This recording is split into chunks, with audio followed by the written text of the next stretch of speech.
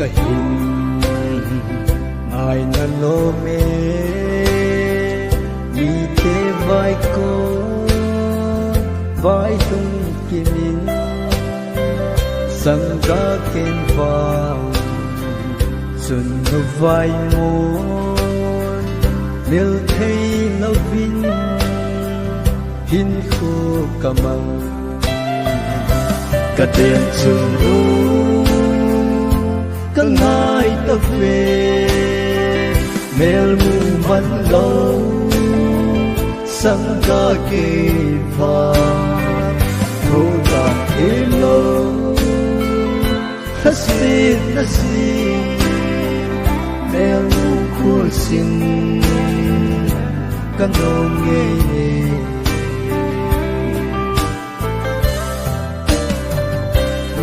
u ti min zu le va ten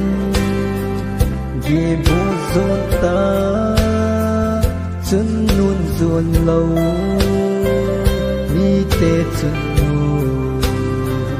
kan mu zite na me lang zi lon hi alo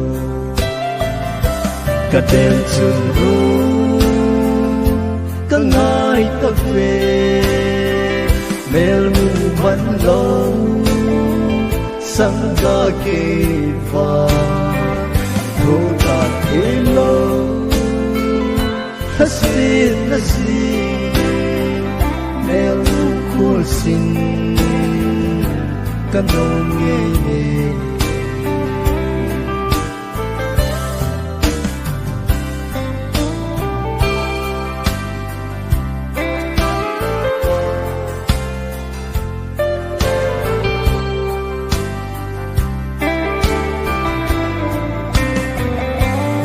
pa to be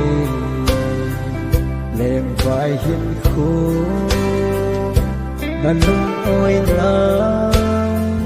ngay chun nu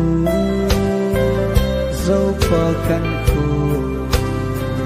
hin đen chun nu thu đón khi mo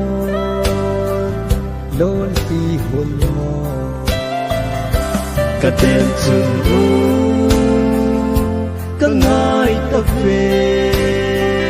mel mu van lo sang ga ke va tho da em lo